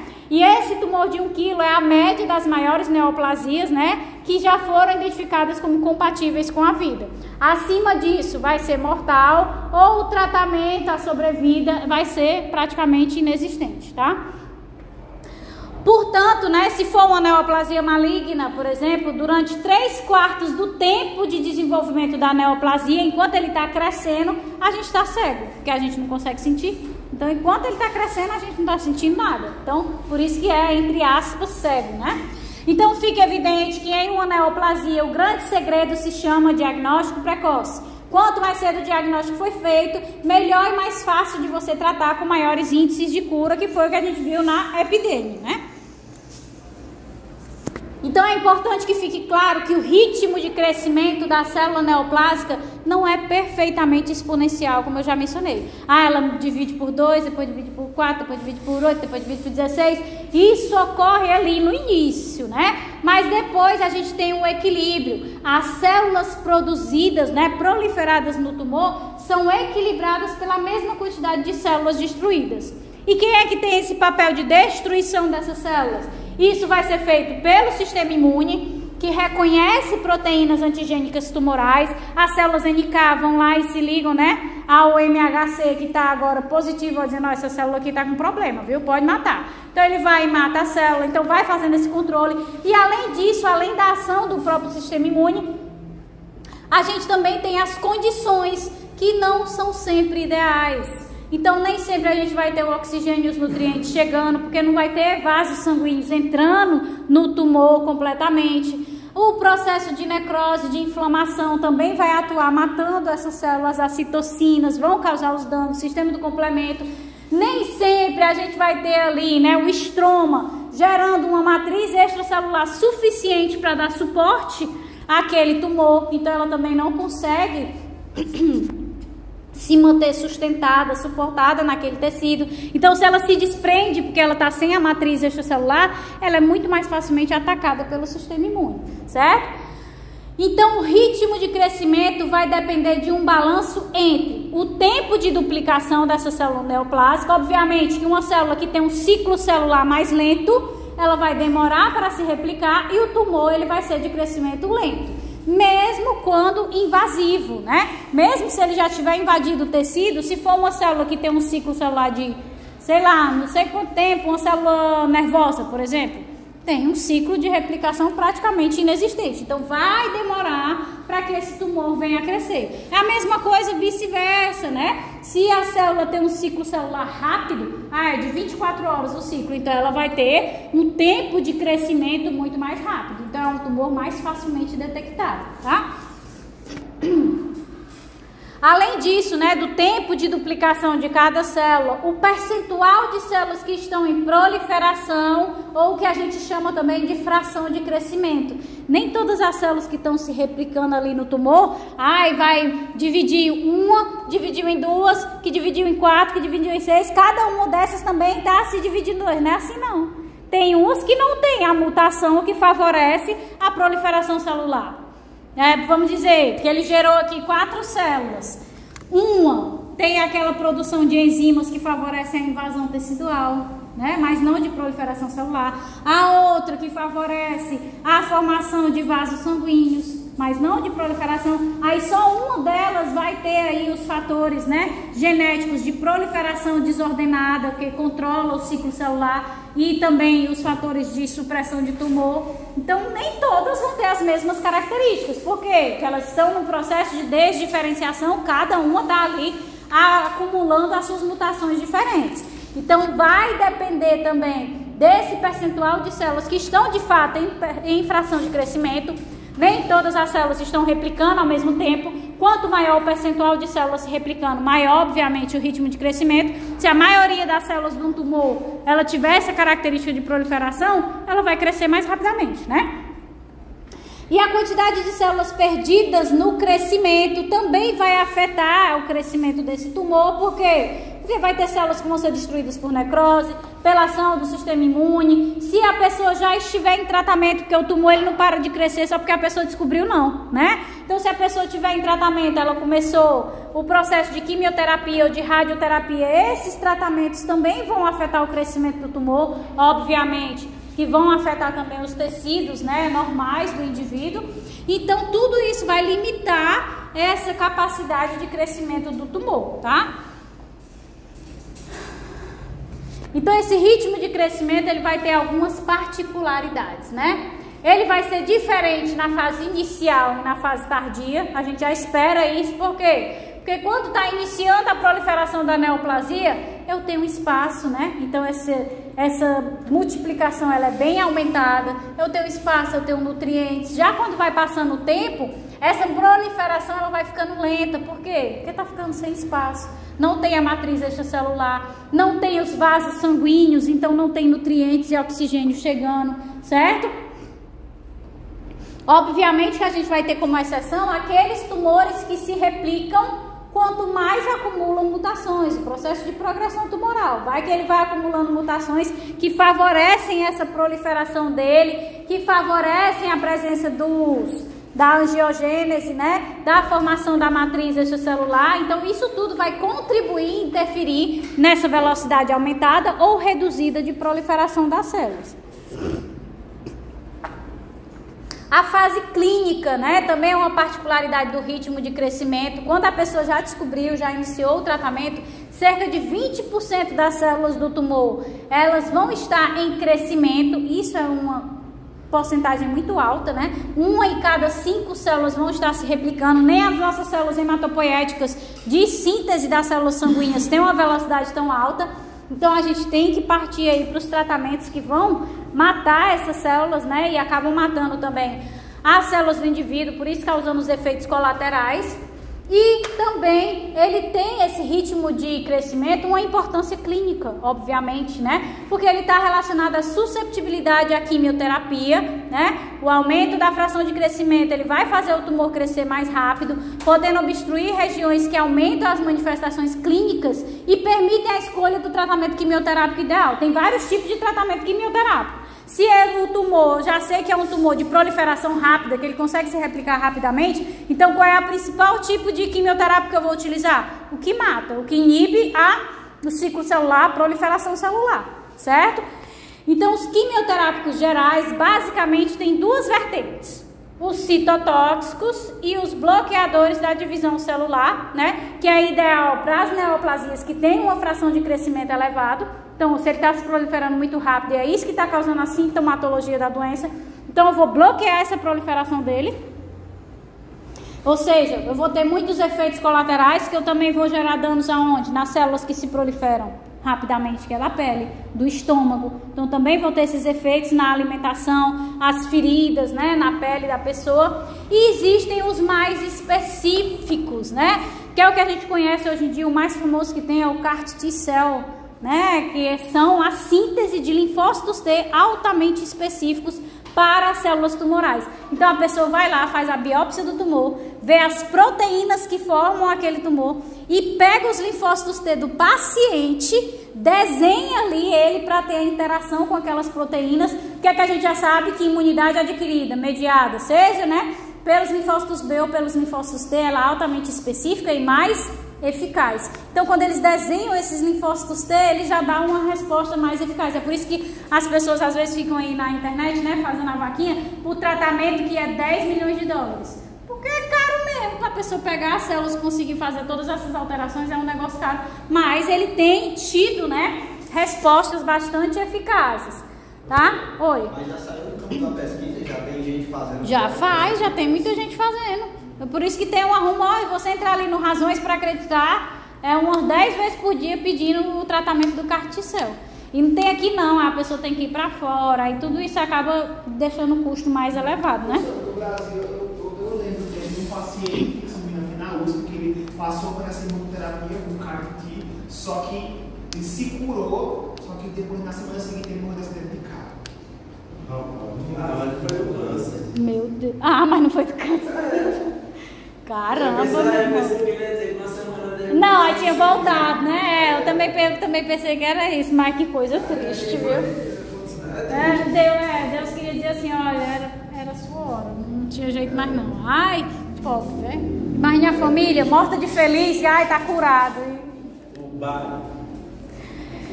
Então, né?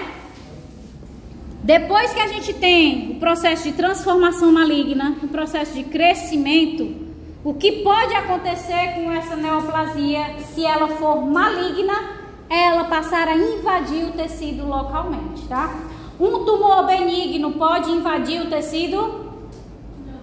Não, porque na maioria das vezes o tumor benigno ele está delimitado por uma cápsula que é formada pelas fibras dos fibroblastos ali, né, que formam a matriz extracelular que sustenta aquele tumor benigno, certo?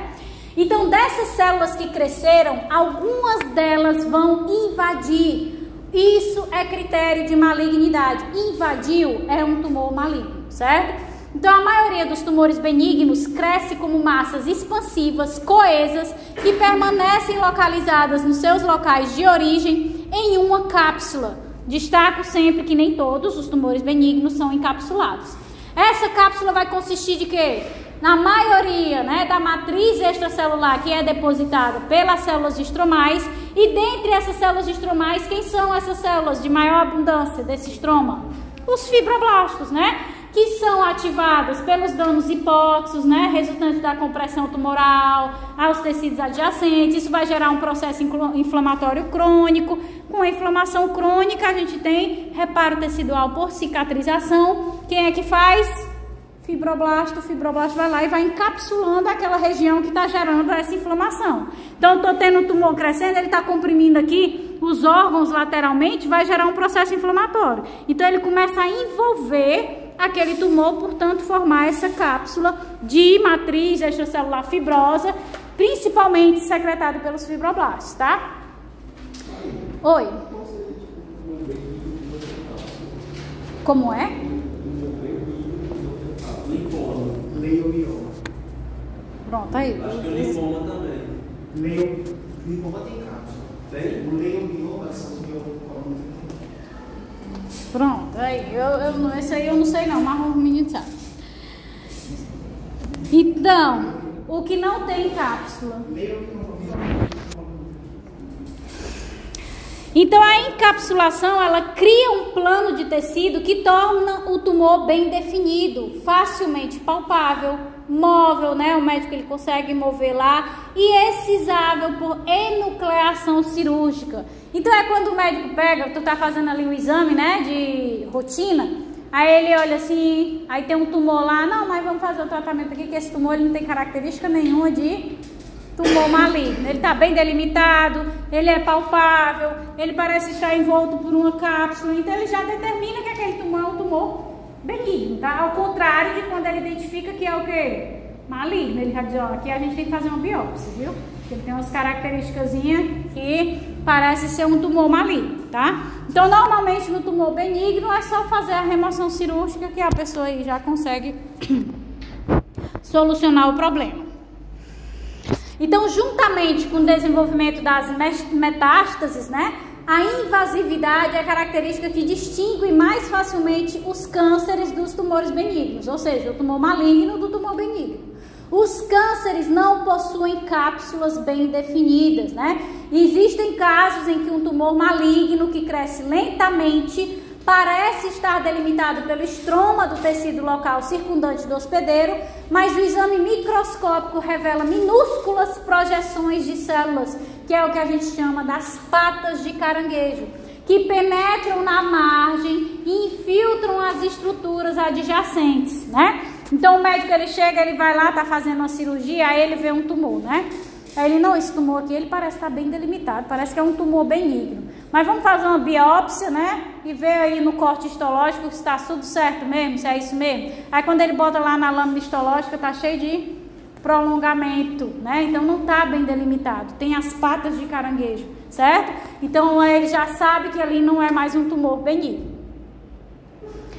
Então a velocidade de crescimento está diretamente relacionada à capacidade de invasão. Tumores que crescem muito rápido estão associados a uma velocidade maior de invasão e a um grau maior de malignidade, né? Obviamente. Então a invasão local ela é muito importante do ponto de vista da ressecabilidade, né? Ou seja, a importância clínica, Porque num tratamento cirúrgico desse tumor, se o local da remoção for viável, se o local da remoção ele for facilmente visualizado, é viável que a gente remova grande parte ali na cirurgia, né? E depois continue com quimioterapia, radioterapia.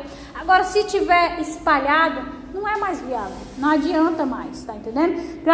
Já aconteceu muitas vezes do médico abrir para tirar o tumor e quando ele abre, ele vê que já tem vários em vários cantos. Aí não vale a pena continuar o dano da cirurgia, de ir removendo cada um dos tumores que ele visualizou. Então ele fecha e diz, não, aqui é quimioterapia, radioterapia, outros tipos de tratamento. Não vale a pena lesionar a pessoa em vários locais para remover essa quantidade de tumores, porque já está espalhado no corpo todo. Pergunta feita assim, no caso se for um tumor benigno e fazer a biópsia, você não vai estar rompendo a cápsula? Não, ele remove tudo em volta. Fazer a biópsia tem que tirar tudo, não pode tirar. Tira tudo. Depende também, né? Porque na maioria das vezes, se ele acha que é benigno, ele já faz a remoção do tumor completo, entendeu? Mas tem uns graus de perseguição, R0, R1, que aí R0 não deixa nem imagens macroscópicas nem microscópicas, R1 deixa imagens microscópicas e R2 eu acho fica as imagens macroscópicas. Quando pega algum vaso, quando não dá para retirar, fazer a extensão de... Não dá para retirar, é por isso que nesses casos que fica alguma coisa, é que a gente deve ter aquelas raras recidivas, né? Que ficou alguma coisa lá no...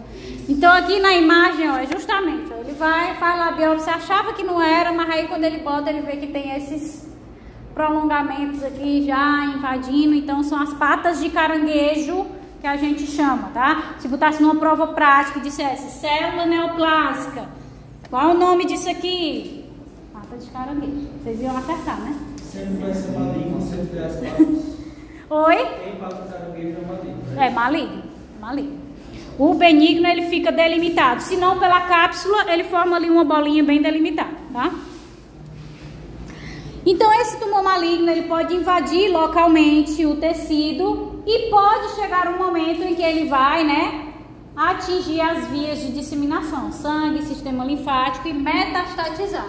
Então a invasão ela pode ser local, mas a célula neoplásica ela pode disseminar e atingir a corrente sanguínea ou o sistema linfático ou as cavidades, né? Por exemplo, ali atingir a pleura, o peritônio, o pericárdio, né? Mas isso é raro de acontecer, certo?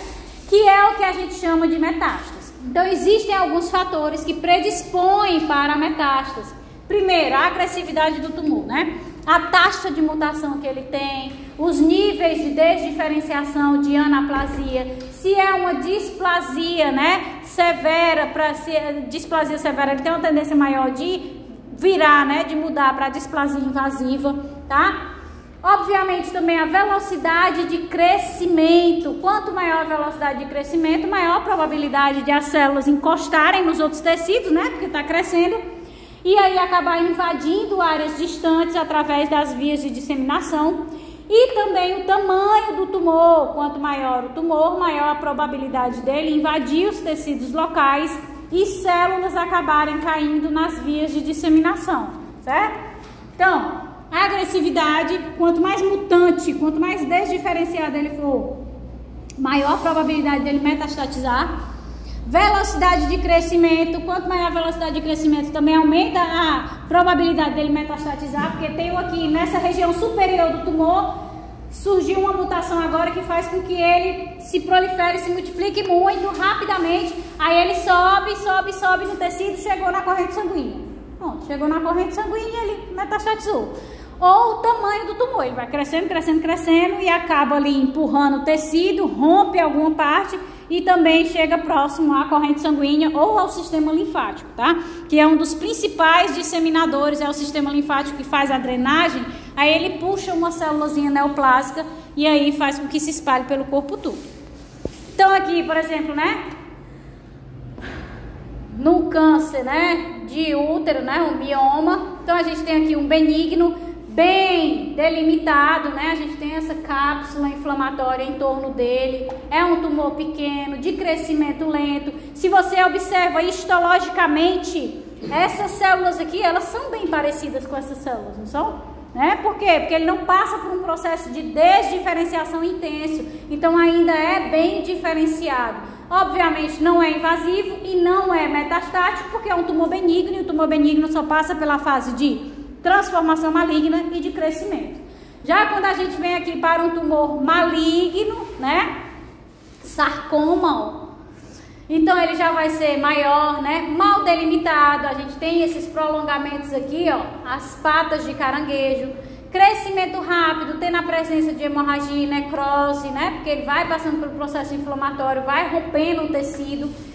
Invasivo localmente, metastático aqui, ó, ele invadiu a corrente sanguínea, então ele já está metastatizando células neoplásicas para outras regiões. E quando a gente compara as fibras, né, musculares do útero com essas células neoplásicas, a gente observa que está completamente diferente, né? Aqui é uma fibra alongada, aqui é uma bolinha.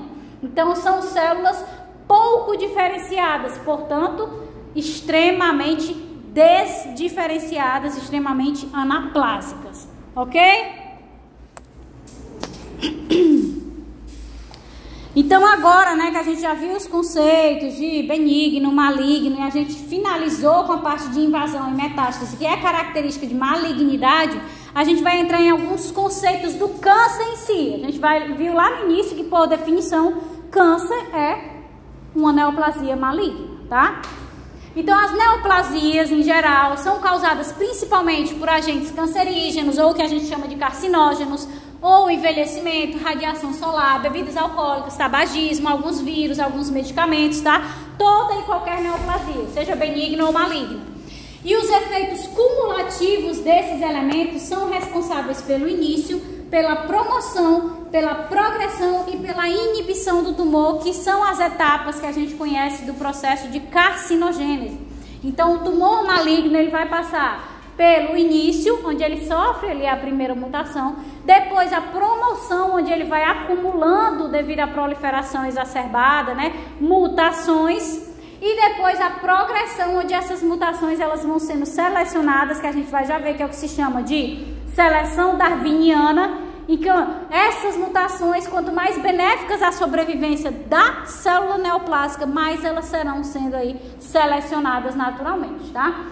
Então, a carcinogênese é determinada pela exposição a esses agentes carcinogênicos, da mesma forma, né, que na neoplasia benigna, em uma dada frequência, em um período de tempo, né, pela exposição a esses agentes em uma dada frequência e período de tempo, e pela interação entre os dois, né, tanto pela exposição como por quantas vezes ele é exposto àquele carcinógeno. Então é assim que a gente tem a mudança de benigno para maligno. Uma coisa é eu ir uma vez na praia e nesse dia eu esqueci o protetor e aí me expus e acabou acontecendo, mas meu organismo está tentando combater. Outra coisa é eu fazer isso o tempo todo, como as pessoas antigamente faziam, né? Quero ficar aqui bronzeadíssima, não usava protetor nem a pau. Aí depois vinha o câncer de pele e não entendi por quê. Por quê? Porque ele se expunha, né, a esses carcinógenos frequentemente por um período de tempo prolongado. Então, a carcinogênese é definida em 3 estágios: iniciação, promoção e progressão. Na iniciação, esses agentes carcinogênicos induzem alterações genéticas e epigenéticas também, ou seja, tanto pode ser por uma mutação da sequência de DNA normal da célula, aquela que está ativa constantemente, mas também pode acontecer o quê? Vocês sabem o que é o epigenoma? É a região que normalmente está silenciada na célula, né? Ela não está ativa. Então, pode acontecer de determinada mutação ativar um determinado epigene, né? Na região epigenômica. Então, ela vai lá e um gene que deveria estar silenciado, ele passa agora para a forma ativa. E aí fica expressando constitutivamente o que não deveria estar sendo expressado. E aí acaba gerando a célula neoplásica.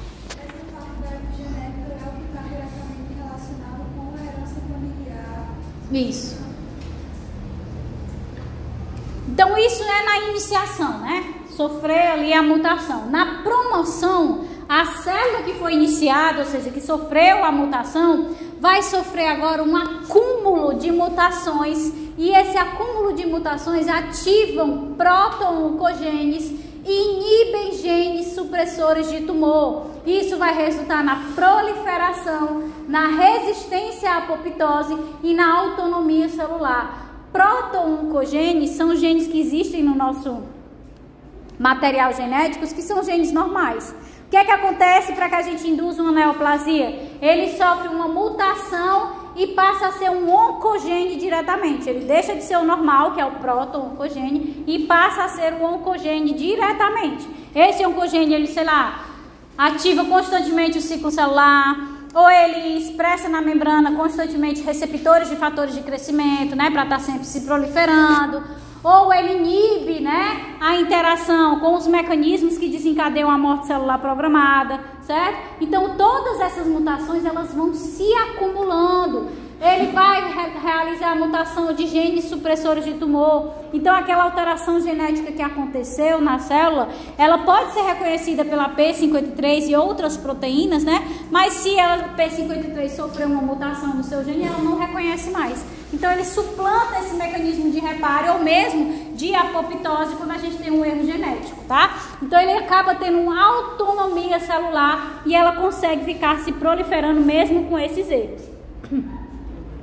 Isso que vai favorecer o comportamento maligno das células, né? Esse comportamento pode ser lento e gradual, mas o que exige é um acúmulo de mutações. Então, na promoção, a gente vai ter nesse acúmulo de mutações que estão ali acontecendo para favorecer a sobrevivência da célula neoplásica. Na progressão, os clones vão perder a adesão e o contato com as células vizinhas, vão invadir o tecido, né, que é o que a gente chama da transição epitélio-mesênquima, e o tumor vai começar a crescer, tá? Ah, professor, quer dizer que aqui não tem nenhuma célula proliferada? Tem, na promoção eu não estou tendo ali a proliferação celular com acúmulo de mutações, mas o que a gente fala de crescimento é crescimento mesmo. Ele começa o objetivo dele, já acumulei bastante mutações, né? Já tenho muitas, suficientes para manter a sobrevivência dessas células neoplásicas. Então, nosso objetivo agora é crescer, tá? Que é o processo de progressão. Então, vai ter o favorecimento de seleção de mutações que selecionam a angiogênese, né? Os fatores teciduais que criam um microambiente que favorece a progressão tumoral, da síntese da matriz extracelular que dá o suporte. Pode haver metástase nesse período de progressão, né? Que é a multiplicação descontrolada e irreversível das células alteradas para outras regiões do corpo. Então, na progressão é quando a gente tem a instalação de fato da malignidade daquele tumor e a gente começa a ter, né? Obviamente, depois que ele cresce bastante, a sintomatologia.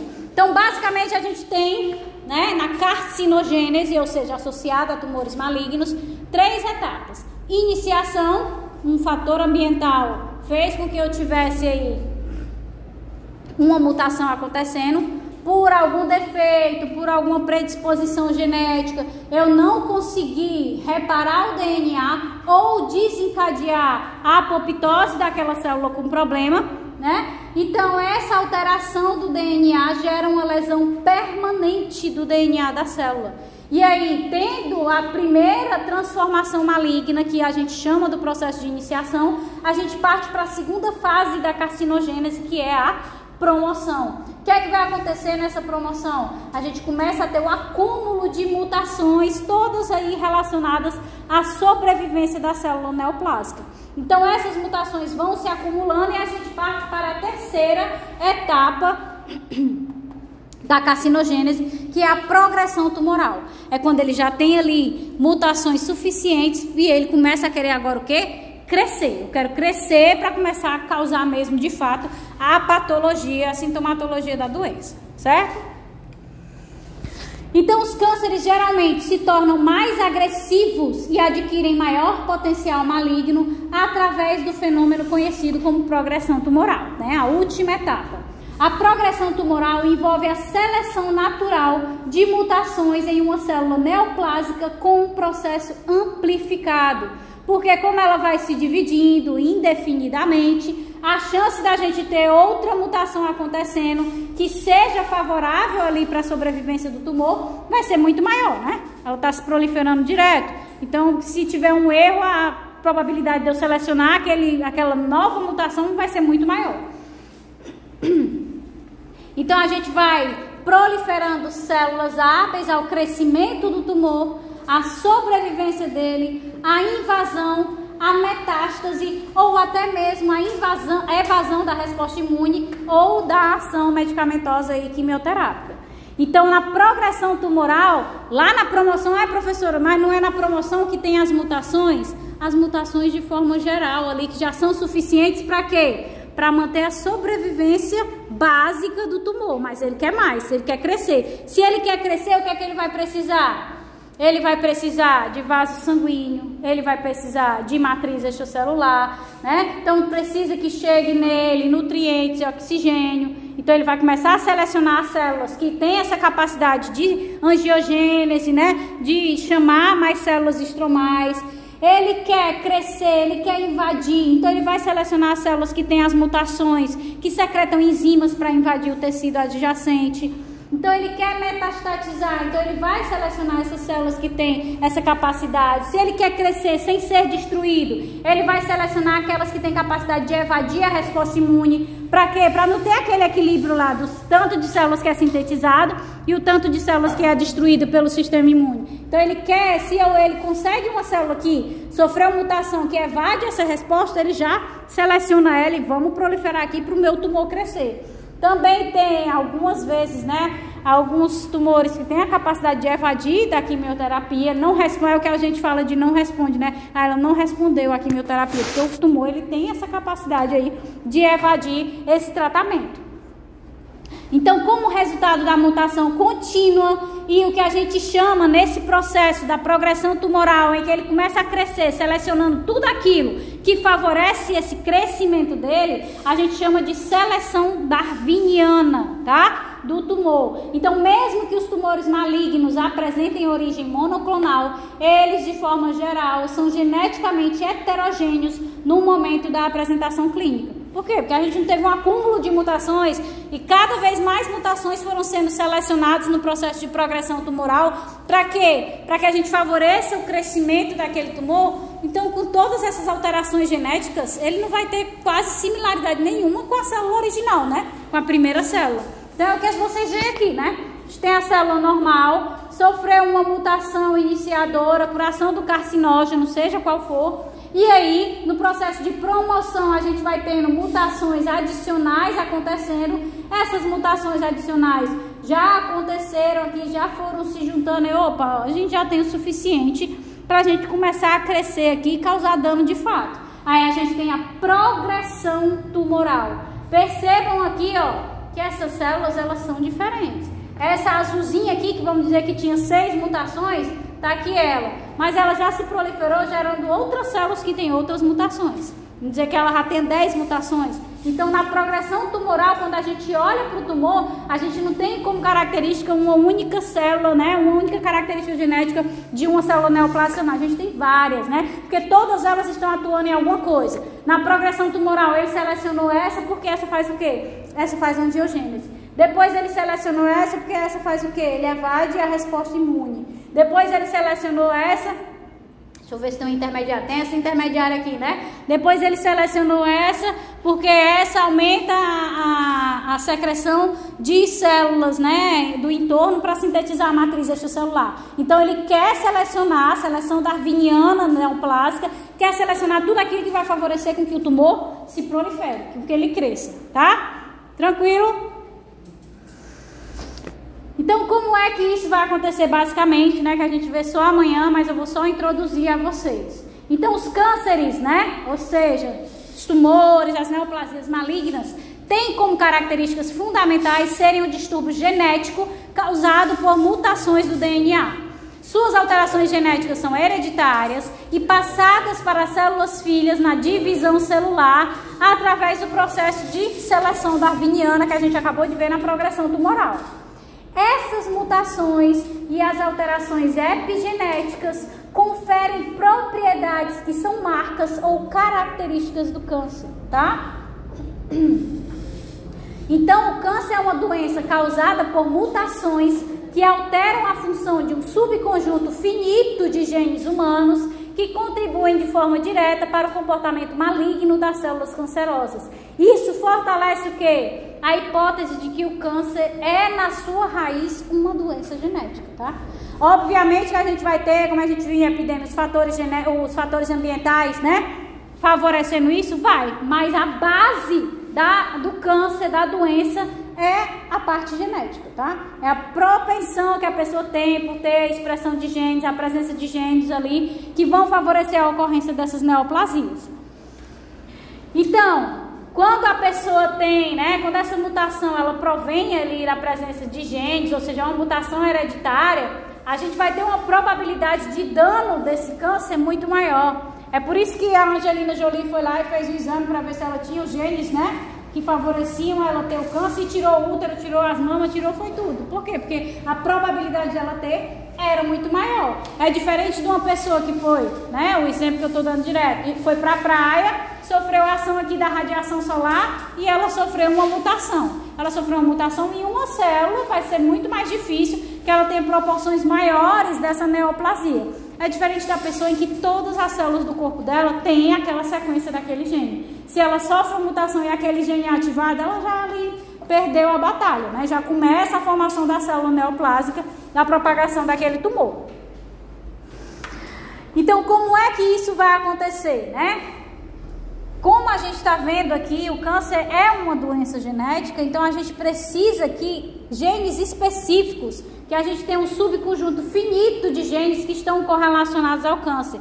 Que subconjunto é esse, né? Primeiro, nós temos os oncogenes, que é uma versão mutada, ou uma versão super expressa dos proto-oncogenes. Os proto-oncogenes, eles existem normalmente na nossa sequência, e é justamente o processo de mutação ou alguma outra mutação que gera uma super expressão desse proto-oncogene que o converte em um oncogene em si, que vai causar aí, vai favorecer a proliferação, ou seja, a formação do tumor.